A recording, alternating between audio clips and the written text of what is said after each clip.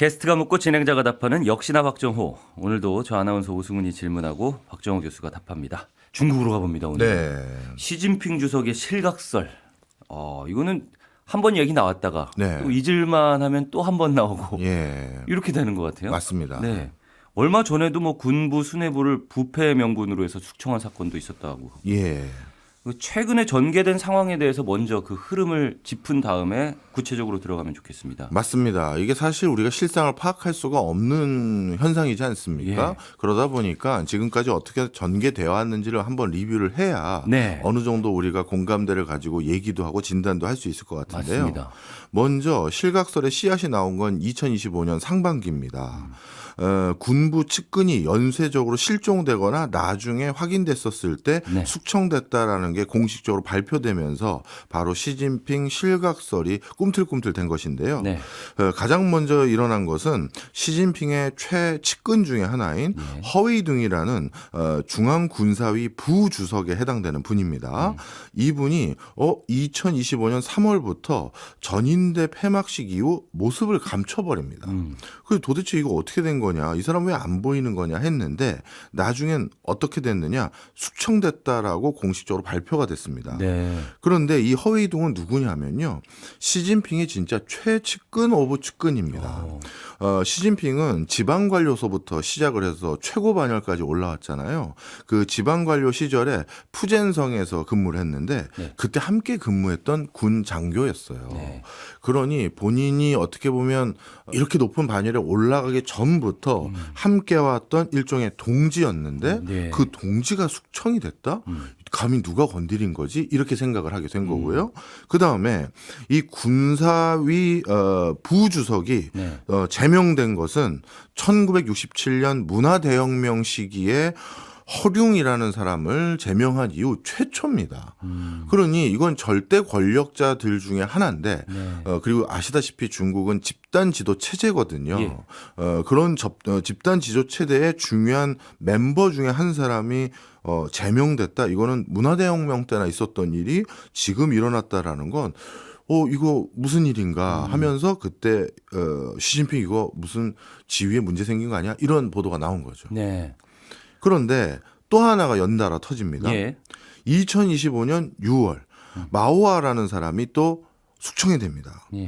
이분 역시도 시진핑이 푸젠성이라든가 저장성에 지방관료로 있었을 때 근무 경력이 겹칩니다. 뭐 바로 옆에서 근무했던 경우는 아니고요. 네. 시진핑하고는 약간 뭐랄까 직급에 있어서 그 당시에 차이가 있어서 뭐 지근거리에서 모셨다 이건 아니지만 마와도 그래도 오랜 지인이다. 여기로 분류되는 사람인데 예. 특히 이 사람이 숙청된 것이 중국 사회에서는 또 해외 외신 보도에서는 굉장히 진짜 뭔 일 있네 이렇게 생각할 수밖에 없었던 게 이 마오하를 최고 반열에 어떻게 보면 간부로 끌어주고 땡겨주고 임명해준 사람이 시진핑이에요. 예. 이분은 란저우 군구라는 작은 지자체에서 부정치위원으로 근무하고 있었는데 이건 쉽게 얘기해서 무명 관료입니다. 네. 그런데 이 사람을 갑자기 발탁해서 해군 정치위원으로 승진을 시키는데 이건 굉장히 이례적인 수준의 특진이고요. 예. 그리고 군종이라고 하죠. 해군이냐 공군이냐 육군이냐 이 군종을 전환하는 경우도 중국에서는 드뭅니다. 그런데 군종도 전환해주고 그리고 이례적으로 특진을 시켜준다. 그러면서 나중에 2025년 6월 27일 날 중국 최고 입법부가 이 마오아를 중국 중앙군사위원회 소속 간부로 임명했다가 나중에 해임하는데 예. 이 사람을 중앙군사위원회 7인의 엘리트로 임명해 준 것도 시진핑이거든요. 예. 그러니 시진핑이 고향 시절부터 어떻게 보면 시진핑 스스로가 미물 시절부터 같이 성장해왔던 사람 두 명이 상징적으로 이거 숙청을 당하니 누가 지금 시진핑의 오른팔 왼팔들을 솎아내고 있는 거다. 이런 보도들이 나오기 시작했고요. 예. 그리고 시진핑은 바로 이렇게 오른팔 왼팔에 해당되는 사람들이 잘려나갈 그 즈음인 2025년 7월 달에 브릭스 회의에 불참합니다. 이게 가장 이제 외신 보도가 컸어요. 네. 이 브릭스 회의는요, 시진핑이 집권한 이후 12년 동안 개최된 모든 브릭스 회의에 개근을 했어요. 네. 이거는 어찌 보면 반미 전선의 국제 연대를 구축하기 위해서 중국이 중심으로 해서 만든 국제 기구거든요. 네. 이 브릭스 회의에 중국의 최고 의사결정권자가 나오질 않는다. 이건 앞뒤가 안 맞는 거예요. 네. 그리고 중국은 시진핑 주석과 부주석이 총리가 하는 일이 역할이 나눠져 있는 게 원래인데 총리가 하는 일이 내치예요. 경제 관리하고 뭐 이런 거고 시진핑 주석이 하는 게 외치인데 그러니까 브릭스는 원래도 시진핑이 해야 될 일입니다. 예. 그런데 이걸 안 갔다라고 하니까 이거 진짜 무슨 일 있는 것 같네라고 생각하는 찰나에 전직 미국 관료였던 미국 출신 총영사를 역임했던 사람이 워싱턴 포스트에 어떤 기고문을 썼냐면 예. 시진핑이 아무리 봐도 내가 중국계 지인들에게 외교 통일되게 물어봤더니 건강이 안 좋아 멀지 않은 8월 당회의 때 아마 본인이 직책만 유지하고 나는 이제 은퇴하거나 건강상의 이유로 직책만 유지하겠다 이렇게 하면서 원로들에게 정치 권력을 넘겨줄 가능성이 높다라고 워싱턴 포스트에 기고를 합니다. 예. 그리고 이거와 비슷한 시기에 대만의 대표적인 반중 성향의 매체인 자유시보가 시진핑이 인민해방군 최측근인 허웨이둥이나 마오화가 수청됐다는 건 시진핑 자체도 실각될 위기가 있음을 반증하는 거다. 이런 보도를 대거해요. 그리고 우리나라 유튜브 매체들 그리고 언론 매체들도 대만계 자유시보라든가 워싱턴 포스트를 받아가지고 시진핑 실각설을 대대적으로 보도하면서 우리나라에서도 시진핑 실각설이 대두된 거죠. 알겠습니다. 최측근들을 본인이 직접 발탁해서 주요 자리에 앉혔는데 네. 그 사람들이 숙청이 됐고 네. 네. 그리고 마침 그때와 비슷한 시기에 브릭스 회의에 처음으로 불참을 했고 예. 이런 것들이 맞아 떨어지면서 그렇게 해석을 할 수 있는 여지가 있다는 거죠. 네. 근데 어쩌면 이런 해석들은 미국을 비롯한 서구 쪽에서 중국의 정치 상황을 좀 안 좋게 해석하고 오히려 그들이 흔들리기를 바라는 약간의 이렇게 표현하면 어떨지 모르겠지만 희망사항이 섞인 네. 그런 해석이 아닐까 싶은 생각도 들거든요. 저도 그쪽에 무게를 둡니다. 아, 네. 네. 근데 그럼에도 불구하고 실각이라는 징후로 하는 그 이유는 뭘까요? 왜냐하면요. 네. 너무 최측근이었기 때문입니다. 사실 우리가 캐비넷이라고 부르죠. 내각에 들어가면요. 그 내각에 똑같이 무슨 우리로 따지면 네네. 장관이니 수석이니 뭐 이런 타이틀을 가지고 들어갔다고 해서 네. 전부 동급이 아니에요. 우리 오승은 아나운서는 그래도 반듯한 언론인이고 하니까 가능할지 모르겠습니다만 만약에 오승은 아나운서가 뭐 정무수석이나 뭐 언론특보나 뭐 이런 걸로 어느 내각에 들어갔다고 가정해 보겠습니다. 중국에서요. 예를 들어서. 네. 네. 그런데 주석이 또 총리가 뭔가 잘못된 길로 가는 것 같아요. 그러면 그걸 딱 보자마자 그 국무회의에서 중앙군사위원회 회의든 아니면 뭐 양회에서 네. 저 죄송한데 저 발언 좀 하겠습니다. 그거 지금 오판하신 것 같습니다. 그렇게 했다가는 우리 국익에 큰 위해가 있을 것 같습니다. 아니면 그게 국민들의 안위에 위해되는 일을 할 것 같습니다라고 직언하실 수 있습니까? 해야 한다고 생각하죠. 그렇죠. 예, 해야 한다고 생각하는데. 오승은 아나운서 정도 되니까 해야 한다고 생각한다고 얘기하는 거예요. 예. 진짜로요. 근데 뭐 현실적으로 그렇지 못할 경우가 생길 수도 있고. 뭐. 대부분은요. 솔직히 저도 참 부끄럽습니다. 제가 미리 고해성사를 하면 부끄럽지만 조직 생활을 한 사람은 네네. 오너나 아니면 최고 권력자가 뭔가를 하겠다라고 했었을 때 그 앞에 대놓고 면전에서 이건 아닙니다라고 얘기할 수 있는 기계가 있는 사람이 정말 손에 꼽힐 거예요. 저도 제 스스로가 자신 있다라고 얘기 못 합니다. 솔직히. 그러면 어떻게 되냐면 회의 때는 뭐 끄덕이다가 나와서 야 이거 뭐야 이거 뭐 어떻게 되는 건데 이거 말하면 진짜 예를 들어서 부동산 안정되는 거야 이거 오히려 부동산도 불 붙이는 거 아니야 뒤에서 딴소리들을 하면서 그냥 이렇게 슥슥 끌려가는 경우들도 네. 비일비재합니다. 예. 자 다시 정리하면 그런데 그게 대부분인데 네. 그러면 그 최고 권력자가 그게 기업 총수든 누구든 간에요. 네. 그 사람이 오판하거나 잘못할 때 마지막으로 얘기해 줄 사람이 누구냐면 10년 이상 동고동락한 사람들이에요. 네. 이 사람들은 다 회의에 나가고 잠시만 저는 남아 있겠다 하다가 예를 들어서 사석이 돼버릴 수도 있으니까 이제는 이제 사칭을 하는 거죠. 형님, 사적 관계로 칭호를 네. 부르면서 형님, 제가 아까 공식 회의에서는 얘기 안 했지만 이건 정말 아닌 것 같아요. 한번 다시 생각해 보세요. 이게 맞는 것 같지가 않습니다. 이렇게 얘기해 줄 수 있는 그 사람들이 진짜 캐비넷이거든요. 그런데 앞서 우리 숙청됐던 두 사람 있잖아요. 예. 이 두 사람이 그 찐이거든요. 어허. 그런데 이 사람들이 나갔다는 건 손발을 잘랐다라고 해석하는 게 맞겠다라고 싶었던 거예요. 예. 무슨 말씀인지 알겠어요. 예. 그러니까 바른 말을 사적으로라도 할 수 있는 그런 오랜 동지들이 숙청됐다는 것 자체가 네. 시진핑의 뭐 권력이 제대로 유지되고 있지 않다라는 방증을 하는 거다라는 말씀이신 것 같은데. 그렇게 언론에서 보도가 나온 네. 거죠. 그런데 저는 또 하나 궁금한 게 생긴 네. 건 내가 안 쳤잖아요. 예. 근데 내가 마음에 안 들어서 숙청을 시키는 주체 자체도 시진핑이잖아요. 계속해서. 요거만 잠깐 부연 설명하면 그 당시 외신에서 보도 나왔을 때는 네. 중국 체제가 흔들리는 걸 보여주면 안 되니 네. 시진핑이 법률상 또 권한이 있으니 임명권이 그렇죠. 임면권이 다 있겠죠. 그러니 시진핑이 숙청한 걸로 하되 실제 뒤에 막후에 반 시진핑 세력이 네. 야, 다 내보내 이렇게 한 거다라는 논조였던 거죠. 그러니까 예. 저는 그 부분이 궁금한 거예요. 예. 왜냐하면 숙청을 한 것도 시진핑일 텐데 예. 그렇다면 본인이 안 쳤다가 마음에 안 드니까 다시 내려와. 네 자리를 다시 다른 사람에게 줘야겠어라고 한 주체가 한 사람이라면 네.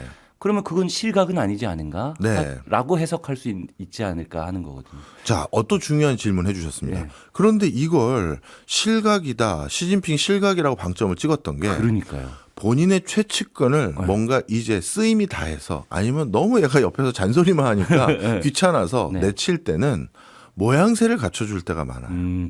예를 들어서 그렇죠. 너는 이렇게 하자. 뭐 내가 지금 여러 가지 뭐 명분을 줘야죠. 또 예. 오랜 동지니까 미국 대사로 가 있어. 아니면 유엔 EU 대사나 유엔 대사로 가 있어. 이렇게 해서 바깥으로 보내버리는 거예요. 예. 그렇게 하는 방법이 얼마든지 있거든요. 그런데 무슨 뭐 반부패부터 해서 군부의 기강을 물러나게 한 사람으로 정말 죄목도 지저분하게 해서 실각을 시켰거든요. 이거는 말 그대로 손발을 잘라냈다라고 봐야 되는 거 아니냐 이렇게 해석을 한 거예요. 네, 이제 이해가 됩니다. 그죠? 네. 네. 그렇기 때문에 쿠데타 등으로 실각할 가능성이 있다라는 그렇죠. 해석을 내놓고 있다는 거죠. 그다음에 네. 그런데 저는 이 견해에 조금 다른 해석을 하기 시작한 게요. 네. 이번 숙청입니다. 이번 2026년 1월 달 바로 네. 이번 달이죠. 최측근 중에 하나인 장유샤. 이 사람이 이제 군부 2인자가 돼버렸거든요. 예. 이 사람도 시진핑 본인을 제외하고는 정치국에 있는 유일한 태자당이에요. 중국은 그 국가 지도자들이 여러 계파들이 있지 않습니까? 상하이방이니 뭐 태자당이니 뭐 이런 게 있는데 이 태자당으로 시진핑 아버지와 이 장유샤 아버지가 예전에 또 같이 혁명 동지들이에요. 그래서 본인들이 진짜 막역한 사이인데 이 사람이 충격적인 숙청됐다라는 발표가 일어납니다. 예. 세간의 풍문을 들어보면 장유샤가 예. 숙청되기 전에 한 2-3시간 전에 장유사가 군부 쿠데타를 일으키려고 준비를 했던 것을 우연히 시진핑이 먼저 알아서 네. 그래서 시진핑이 먼저 움직이다 보니 장유사가 결국 쿠데타가 실패하고 실각을 하게 된 거다. 이런 뭐랄까요? 평도 나왔었어요. 근데 이게 역사적으로 제가 제대로 기억하는 건지 모르겠지만 예전에 마오쩌둥도 네. 2인자가 쿠데타를 벌이려고 하는 거를 감지를 하고 맞습니다. 그를 이제 숙청을 한 다음에 예. 그 이후에 누구도 주위 사람을 믿지 못했다라는 뭐 그런 예전에 기록을 본 것 같거든요. 네. 그때부터 이제 권력이 좀 무너지기 시작했다. 왜냐하면 내 주변에 있는 사람 누구도 믿지 못하니까 예. 다 숙청을 시키다가 권력을 잃었다라는 뭐 그런 분석을 본 적이 있는데 약간 비슷한 느낌이네요. 맞습니다. 저도 그 생각을 한 거예요. 아, 그래서 참 우리가 역사를 배워야 된다라는 이유가 또 저도 비슷한 생각을 하는데 네네. 제가 얘기하려는 사례를 정확히 기억하셨어요. 아, 이 사례입니까? 네. 네.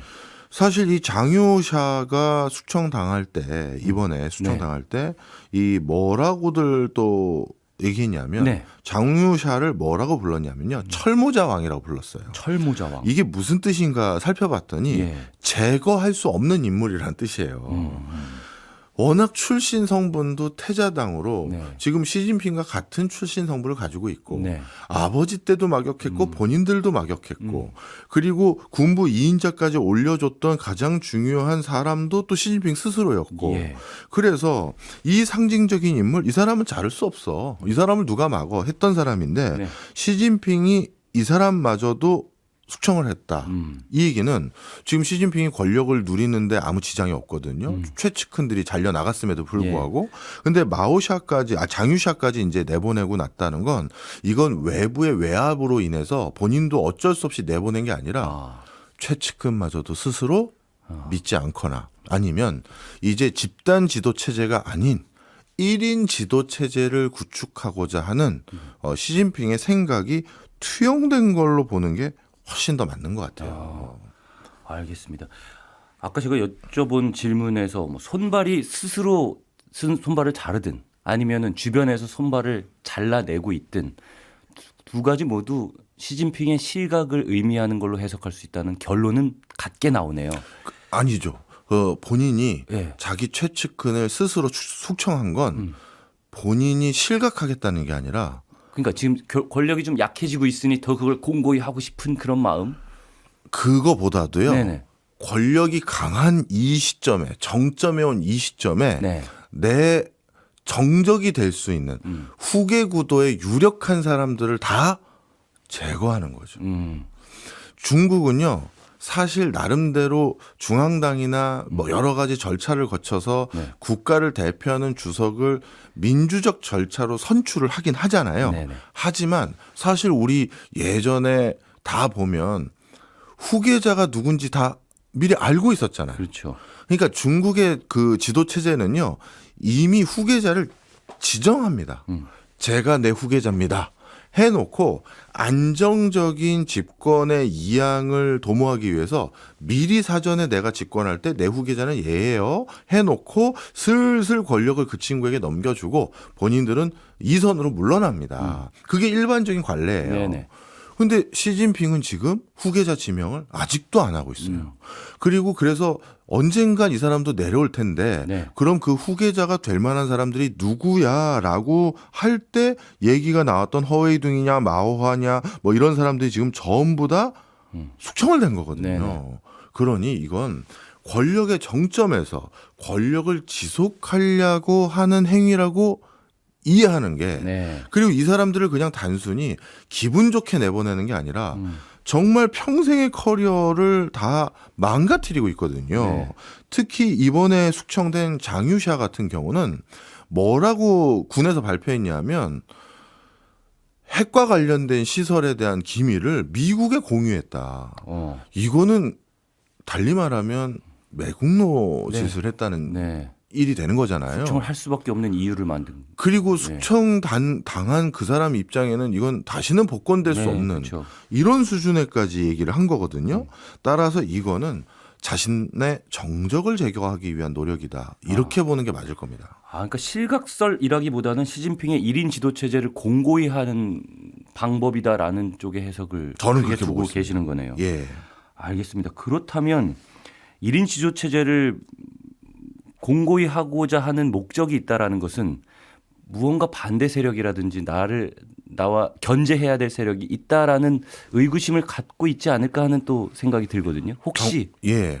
반대 진영이 있는지 좀 궁금합니다. 예. 반대 진영이 있습니다. 아. 바로 원로들이에요. 네.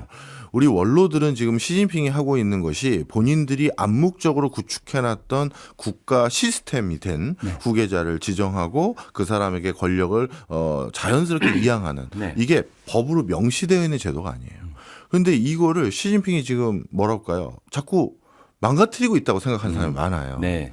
그러다 보니까 그리고 본인들 원로들도 이 나라에 약간 일정 부분 지분이 있다라고 생각을 했거든요. 네.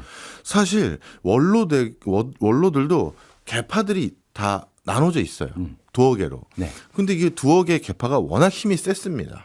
그런데 이 두어 개의 계파가 서로 타협 보기가 애매했어요. 너희 쪽에서 이번에 주석이 나오면 우리 쪽에서 주석이 안 나오는데 이거 어떡할 거야? 서로 원로들 간에 쉽게 얘기해서 합의가 잘 안 됐죠. 예. 그때 나름대로 그동안 우리 원로들 말을 제일 잘 들었고 그리고 성품이 착하고 순둥순둥한 그러면 우리 두 집단에서 합의를 보자. 네. 시진핑을 주석으로 하자 해서 시진핑이 그렇게 해서 주석이 된 부분도 있어요. 네. 그런데 주석이 되고 났더니 시진핑이 180도 달라진 겁니다.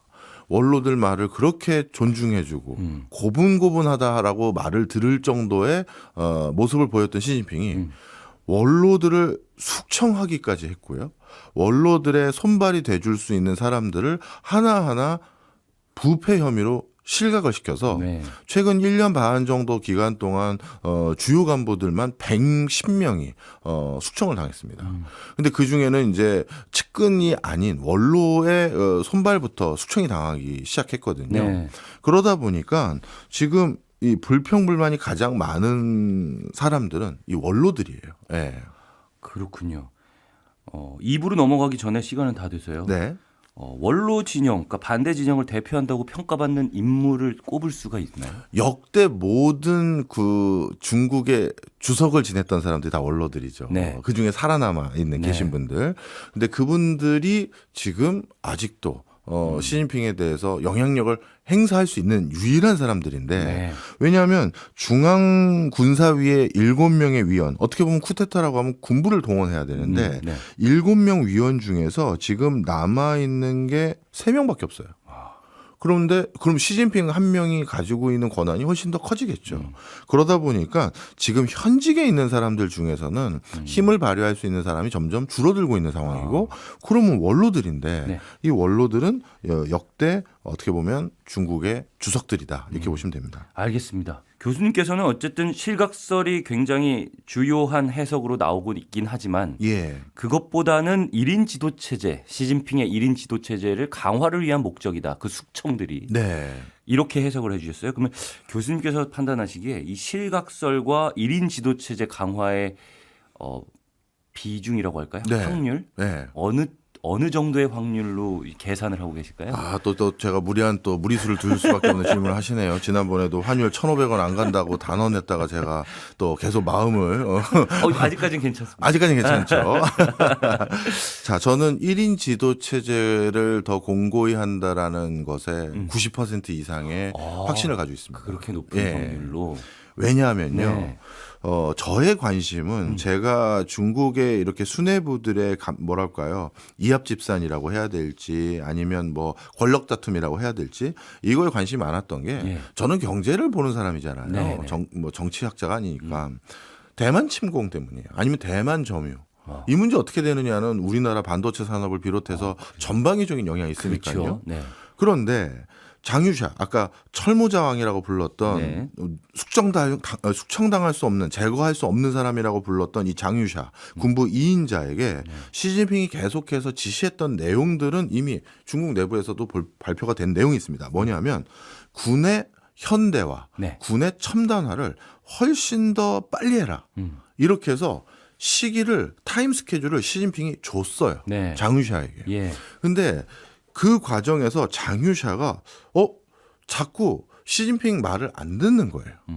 언제까지 어떤 거를 달성해라 대규모 군사적 어떤 군사 기기들 장비들을 개편해라 이런 것들에 대해서 장유샤가 이거 너무 이렇게 하면 안 될 것 같다라는 생각들을 슬슬 가지고 있었어요. 근데 이런 군의 현대화라든 구체적인 목표를 제시한 걸 두고 전시를 준비하는 시진핑 뭐 이런 제목들이 달렸던 걸로 기억을 하는데 네. 그 기조에 반하는 생각을 했던 걸까요? 왜냐하면 장유샤라는. 시진핑은 네.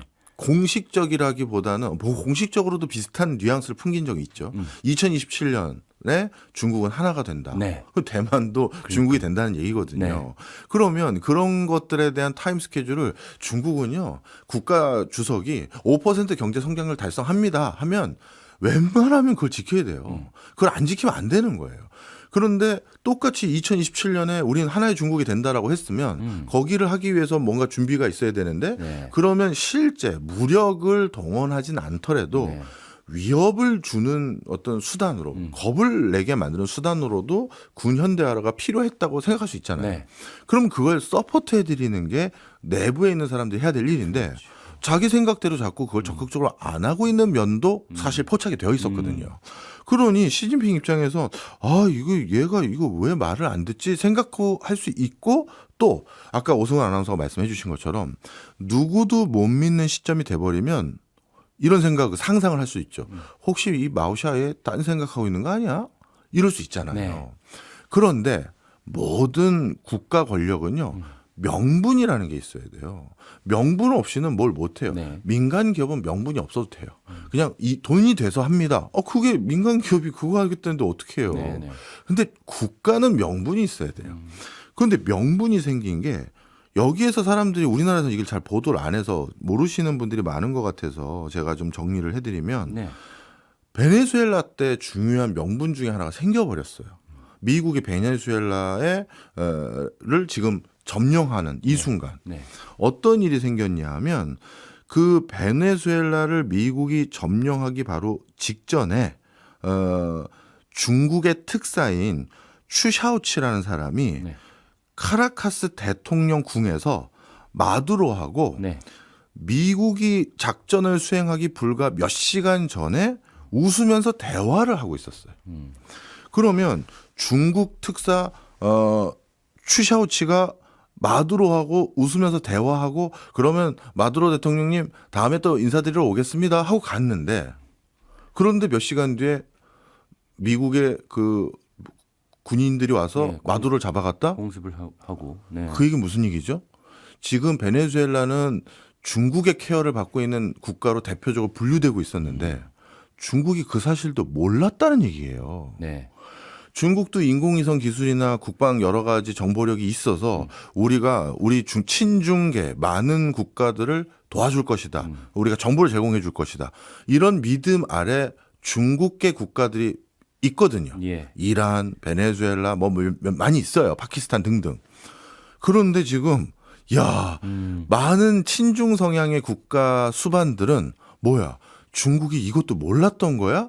이 인식을 확 심어줄 수 있는 계기가 된 거예요. 미국의 공습은 굉장히 중요한 군사 정보인데 그것조차 몰랐다는 게 말이 되냐? 그렇죠. 네. 왜냐하면 베네수엘라 쪽으로 뭔가 배들이 집결하고 헬리콥터가 날아가고 하는 걸 적어도 중국이라면 마두로에게 알려줘야 되는 거잖아요. 마두로는 그런 관계라고 생각해서 친중 성향의 어떤 노선을 계속 걸어온 거 아니겠습니까? 그게 없었다는 네. 거예요. 그러면 이건 그냥 단순히 베네수엘라의 대통령 마두로가 미국에 잡혀간 것이 아니라 이란에서도 파키스탄에서도 기타 다른 국가들에서도 이거 중국만 믿고 있을 수가 없네라는 어마어마한 시그널을 줘버린 거예요. 네. 그럼 이거에 대해서 누군가가 책임을 물어야죠. 그리고 내가 이런 일이 있을까 봐 군의 현대화라든가 이런 걸 더 면밀히 챙기라고 하지 않았느냐. 예. 시진핑 입장에서는 자기의 체면이 어마어마하게 구겨지는 일이 이번에 베네수엘라 사태에서 있었던 거예요. 그러면 이 장유샤라는 사람의 숙청을 통해서 그 명분을 찾았다는 거죠. 그래서 군의 기강을 그러니까. 바로 세우려는 거죠. 이런 식으로 하면 안 된다. 네. 이러면 우리가 자꾸 친중 성향의 국가들도 늘리고 하나씩 더 포섭을 해야 되는데 네. 이런 식이면 누가 우리를 믿겠느냐. 이런 생각을 이제 군부에 보내준 거죠. 네. 그래서 지금 군부에서는 뭐라고 이제 성명서가 발표됐냐면 예. 당이 군을 완전히 장악했다라는 듯한 선언이 중앙당에서 발표돼요. 근데 중국은 이미 공산당이 군부를 장악하고 있는 거 아니에요?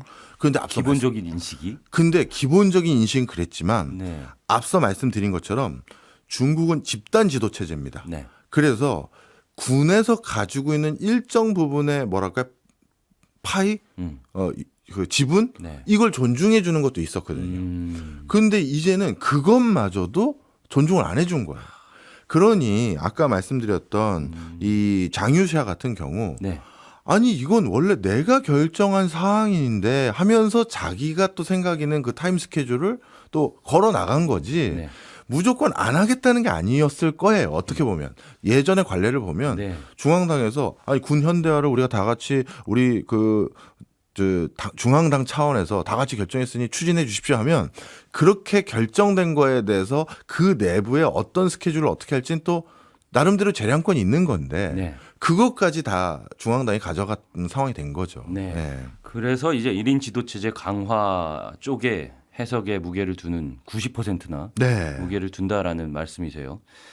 그래도 어쨌든 시진핑 주석의 실각설은 계속해서 제기가 되고 있고 네. 예, 이런 해석들이 계속 나오고 있기 때문에 그쪽을 한번 다시 들여다보면 네. 반대 진영을 대표한다고 평가받는 인물들은 원로라고 말씀을 해주셨습니다. 네. 그러니까 만약에 시진핑이 실각을 하게 된다면 원로 쪽에서 후계자가 나올 가능성이 있을 것 같다는 생각은 드는데 원로들이 이제 추천하는 누군가. 그렇죠. 예. 그쪽 진영에서 예. 그러면 어떤 후계자가 나올 수 있을까 또 그 부분도 궁금하거든요. 예. 일단 원로 진영들을 좀 구분해서 설명을 드리면 예.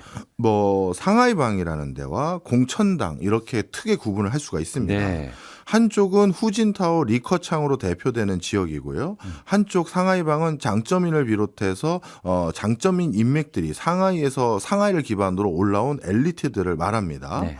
그래서 공천당이나 상하이방 이 지도부들이 사실 시진핑과 함께 20차 당대회에서 17명 가까이가 초반에 들어갔다라고 평가를 했었어요. 그런데 지금 거의 다 대부분 그 자리를 유지하고 있는 사람이 많지가 않아요. 네.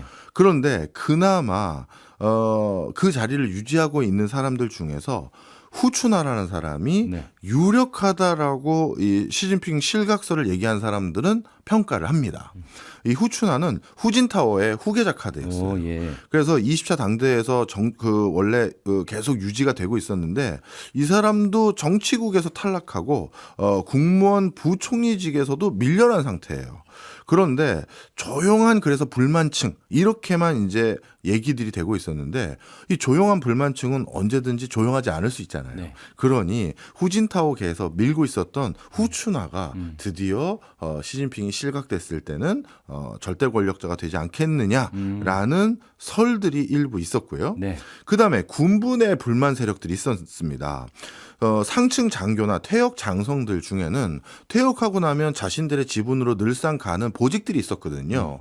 그런 노른자의 보직을 시진핑 때에서 끊어버린 거예요. 네. 네. 그러니 이거 뭐냐? 나는 이제 군에 어떻게 보면 봉직하고 네. 그 봉직한 대가로 나중에는 민간 기업이나 아니면 지자체 높은 장이나 뭐 하여튼 뭔가로 어떤 그런 보직으로 가서 이제 나름대로 뭐랄까요 경제력도 좀 벌충하고 이러려고 했는데 예. 그런 게 끊기다 보니까 군부 내에서 반시 정서라고 부르거든요. 반시진핑 정서. 예. 반시진핑 정서를 내세우고 있는 사람들이 지금 또 하나의 축이 있었다라고 이제 얘기를 하고 있어요. 예. 근데 그때 초창기 시진핑 실각설을 제기했던 사람들이 군부 내 반시 정서를 지금 추구하고 있는 사람들로 얘기했던 사람들이 바로 이번에 실각했던 인물들부터 조금 일부가 포함돼서 이거는 시나리오가 조금 퇴색된 면이 많이 있습니다. 또 궁금한 게 생겼는데 시진핑이 그 요직에 본인의 사람들을 앉혔잖아요. 그 이후에 다시 또 숙청을 하고 마음에 들지 않는다는 이유든 뭐든 어떤 명분을 내세워서든 그럼 그 자리에 다시 누군가를 앉혀야 되잖아요. 네. 어떤 사람들을 앉히고 있는 거예요? 안 앉히고 있다는 거죠. 안 치고 있지 않다. 제가 그래서 실각설보다 1인 체제 공고화에 방점을 찍는 이유가 거기입니다. 네. 예를 들어서 원로들이 나름대로 의외로 적지 않은 힘이 아직 남아 있어서 네. 그래도 국가의 위신을 떨어뜨리지 않는 수순으로 안정감 있게 시진핑의 건강을 핑계로 모든 손발을 제거해서 힘을 빼고 다음 당대에서 시진핑이 제가 건강이 안 좋아서요. 임기를 다 못 채울 수도 있고 이제 모든 권력은 그 보직자들에게 넘기겠습니다. 하는 것들이 대표적인 모습이라고 지금 주장을 해왔는데 네. 실각설을 주장한 사람들은 네. 그러면 그 원로들이 그 빈자리를 누가 임명을 해줘야 될 거 아니에요.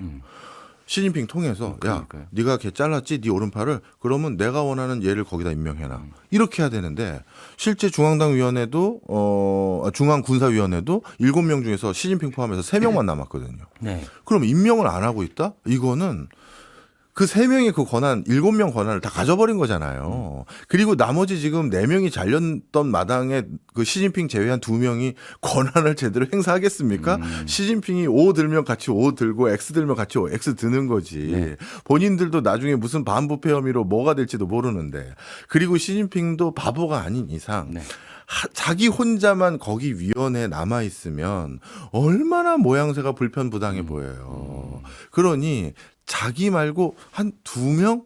네. 뭐 이 정도. 그것도 실제 권력을 가진 그 7명의 위원회가 있어도 네. 7명이 진짜 다 권력이 그 내부에서 균등한 게 아니잖아요. 실제 더 힘 있는 누군가가 있지 않습니까? 예. 그 분위기를 몰아가는. 네. 그 사람들은 다 제거됐으니 거수기 2명 정도 남았다라고 봐도 되거든요. 그러니까 이 사람들도 얼마든지 제거할 수 있지만 그냥 남긴 거라고 해석하는 게 맞아요. 예. 자, 그래서 제 결론은 지금 원로들이 뒤에서 조작하고 있는 거 아닌 것 같습니다. 그럼 네. 원로들 사람을 임명해야죠. 그 다음에 그 원로들이 만약에 그렇게 안정적인 후계자로 권력을 이양하려고 하면 이게 아까 제가 말씀드린 걸 다시 설명을 드릴 수밖에 없는데 중국은요 항상 공식적인 후계자를 국내뿐만 아니라 네. 국외에도 알려줘요. 예. 그러니 중국 정부가 하는 일은 이거는 반세기 가까이 안 바뀌는 거야라는 걸 가지고 니네들 우리는 마음 먹은 사람들이니까 그걸 가지고 대비해. 이런 메시지를 주는 게 중국 체제 어떻게 보면 장점이자 단점이에요. 네. 그런데 그러면 공식적인 후계자라는 걸 외부에도 다 할 수 있도록 만천하에 공표 아닌 공표를 해온 게 지금의 시스템이었는데 지금 그 후계자로 그 제시할 수 있는 사람들인 시진핑의 측근들도 이제 사실 뭐라고 해야 됩니까?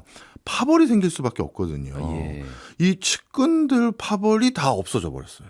대표적으로 측근들 파벌은 이건 시진핑 내 파벌입니다. 네. 푸젠파가 있어요. 이 푸젠파는 아까 말씀드렸던 것처럼 푸젠성에서 예. 같이 근무했던 사람들인데 허위둥하고 마오하 이런 사람들이 여기 있는데 여기 있는 최수뇌부의 수장들이 제거됐고요. 예. 그다음에 산시파가 있는데 샨시파가 장유샤라든가 이런 사람들인데 이 샨시파의 또 최고 수장이 또 제거된 거예요.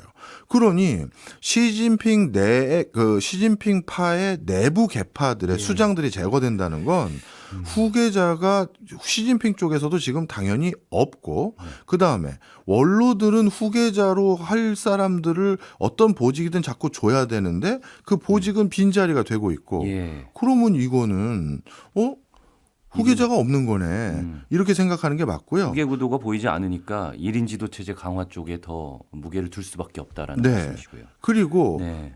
항상 그 후계 구도는요. 앞서 말씀드린 것처럼 중국에서 후계자를 임명해야 된다라는 법적 근거는 없어요. 네.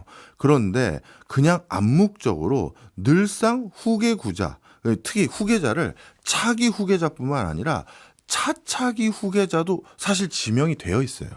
그래서 50대 초반에 상문위원으로 올리고요. 그래서 선배 지도부 아래서 견습생으로 일을 해봅니다. 네. 차기도 차차기도. 그게 지금까지 그 중국 정치부 상무위원들이 해왔던 방식이었어요. 예. 그래서 국가 부주석, 군사위 부주석 이런 상징적인 또 실질적인 권한을 가지고 5년 견습 수령을 해보고 그걸 바탕으로 야 네가 맞다, 네가 이제 주석하면 돼라고 해왔던 게 후진타오, 시진핑 모두 그런 과정을 거쳐서 중국을 지배해 왔거든요. 네. 그런데 지금 그런 것들의 자리를 공석화해 놨다는 건 결국 시진핑이 뭘 원한다? 네. 나는 아무리 봐도 지금이 2026년 초반이잖아요. 네. 10년 정도 더 2035년까지는 좀 해야 될 것 같아. 네. 라는 생각을 아, 제시해주고 있는 거예요. 알겠습니다. 설명들을 쭉 듣다 보니까 왜 1인 지도체제 강화 쪽에 무게를 두시는지 알 것 같아요. 네. 근데 앞에서 얘기하셨던 거 하나만 짚고 넘어갈게요. 네. 그 실각설의 근거로 나온 것 중에 작년에 네. 두 사람의 측근을 숙청한 것 외에 그 시기에 브릭스 회의에 불참한 것 네. 그것도 근거가 된다고 하셨잖아요. 네. 근데 브릭스 회의에 불참한 거는 그럼 왜 불참했을까요? 본인이 네. 자기 가장 최측근의 사람이 없어졌어요. 네. 이 최측근의 사람이라는 건요. 사람이 평생 살다 보면 자기 개인적인 치부라든가 네. 남들에게 알리고 싶지 않은 것들이라든가 이런 것도 뭔가 업무 처리를 해줄 누군가가 있어야 돼요. 이걸 가신이라고도 예전엔 불렀고 뭐 비서실이라고도 불렀고 그러지 않습니까? 네. 뭐 예를 들어서 본인 아내와 있었던 뭐 조금 외부에 알려지지 않는 어떤 일을 뭐 처리를 한다든가 뭐 아내도 아니죠. 아주 뭐 우리 정치사를 보면 뭐 불륜 관계에 있는 누군가의 일을 잘 무마하기 위해서 이건 자기가 직접 움직여서 그걸 처리하려고 하면 얼굴이 팔린단 말이에요. 네. 그러면 진짜 믿을 수 있는 누군가에게 부탁해서 그걸 처리해야 되는데 그게 잘려나가면요. 뭔가 들을 수 있는 채널이 없어지는 거예요. 자기 혼자 고립이 되는 거죠. 그럼 고립이 되면 세상이 어떻게 돌아가는지 정말 진실을 알려줄 사람이 없어진 건데 불안해집니다. 네. 자리를 뜰 수가 없어요. 네. 국외로 나간다는 건 그 사이에 야 시진핑의 오른팔 왼팔이 잘렸어. 원로들의 최측근들이 움직여서 갑자기 나의 안위를 불안하게 만들 수 있다라는 생각을 충분히 가질 수도 있는 거예요. 그러니 이때는 내가 잠시 자리를 지켜야겠어. 저는 그렇게 생각할 가능성이 훨씬 높다라는 겁니다. 1인 지도체제를 강화하려는 속내가 있는데 지금 내가 자리를 뜨면 이게 흔들릴 수도 그렇죠. 있어. 그러니까 자리는 일단 지키자. 네, 더 공고해질 때까지는 내가 외유를 나가선 안 된다. 네. 이렇게 생각했을 가능성이 높다라고 알겠습니다. 저는 추정합니다. 네. 그렇다면 시진핑 주석의 권력은 지금 공고해지고 있는 건가? 그 부분도 궁금합니다. 네. 자, 앞서 말씀드렸던 50인의 상무위원이에요. 네. 그 50인의 상무위원 중에 차기나 차차기 주석 자리에 오르려면 네. 그동안의 관례를 봤을 땐 생물학적인 나이도 한 50대쯤에 어느 정도 경륜도 쌓이고 세상 물정도 알 뿐만 아니라 경험도 많아서 가장 왕성하게 활동할 수 있는 나이인 50대의 그 자리를 앉은 상무위원으로 앉은 사람이 차기나 차차기로 가는데 네. 지금 제가 알기로 50대 상무위원이 없을 거예요. 네. 그러니까 시그널을 준 거죠. 지금 상무위원들 중에는 차기는 없어. 네. 이거를 한 거라는 건 본인이 이거 20차 당대회 이후 후계자 지명이 없었고 그럼 나는 오랫동안 지명을 할 수, 이 자리를 유지할 수밖에 없다라고 대외적으로 푸시를 하고 있다. 암묵적으로 생각을 하는 게 맞고요. 그나마 자주 거론되는 게 리창입니다. 네. 리창 총리 같은 경우는 상무위원 서열에서 이제 2위에 해당되거든요.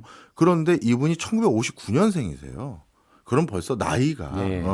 전례를 비교했었을 때 맞지 않다라고 생각하는 게 맞겠죠. 네. 그렇기 때문에 지금은 누가 있을까 했을 때 뭐 사실 언급되는 몇 사람은 있지만 네. 그동안의 관례랑 비교해 봤을 때 아닌 것 같다 생각을 하는 게 더 맞는 것 같아요. 그런 특정한 사람들이 보이지 않기 때문에 시진핑 주석의 권력은 좀 공고해진 걸로 보인다라는 말씀이세요. 네. 그러면 시진핑 주석의 향후 목표는 35년까지는 일단 내 권력을 공고히 유지하고 1인 지도체제를 강화하겠다라는 걸까요? 그 외에 또 다른 목표가 있을까요? 제가 보기에는 그게 제일 중요한 요소인 것 같아요. 네. 본인의 권력을 공고히 해야지만 그래야 중국을 자기가 원하는 모양으로 네. 또는 원하는 방향으로 끌고 가지 않겠습니까? 그래서 오히려 2025년 4중전에 이 4중전회 때 권력 약화가 아니라 시진핑이 권력을 공고화하고 사연임 가능성을 강화하는 내용들이 오히려 더 많이 저는 비춰졌다고 생각을 합니다. 예. 그때 어떤 것들이 많이 있냐면요. 회의록이 공개되거든요. 회의록 공개되면 그 회의의 내용과 의제 그리고 실제 회의에 언급됐던 발언들을 코트해 보면 그대로 인용해 보면 가장 많이 나온 문장이 시진핑 중심으로 해요. 그러면 이거는 제가 보기에는 실각이 아니네 생각을 할 수밖에 없고 네. 그리고 이때도 후계 구조에 대한 얘기는 전혀 없었거든요. 그러면 그리고 오히려 뭐가 더 얘기가 나왔냐면 2035년 로드맵 강조였어요. 네.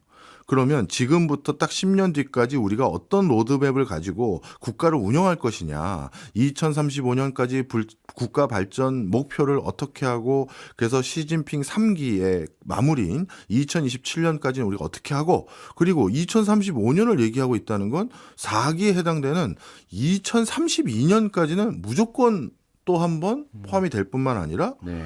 2035년이니까 4기 넘어서까지도 들어가 있는 거잖아요. 네. 그러니 당분간은 계속 하실 생각이네. 네. 이렇게 보는 게 맞아 보입니다. 알겠습니다. 그럼 우리나라는 이제 시진핑 주석과의 관계를 생각해야 될 것 같은데. 네. 예. 앞으로 어떻게 관계가 펼쳐질까요? 네. 시진핑 주석은 자신의 계획을 앞서 말씀드렸던 4중연회에서 발표를 한 게 네. 2035년까지의 로드맵을 통해서 자기 생각을 투영했을 거라고 생각하는 게 맞겠죠. 거기를 보면 사회주의 현대화를 기본적으로 완성하자. 이게 중기 목표로 가장 중요하다라고 못을 박아버립니다.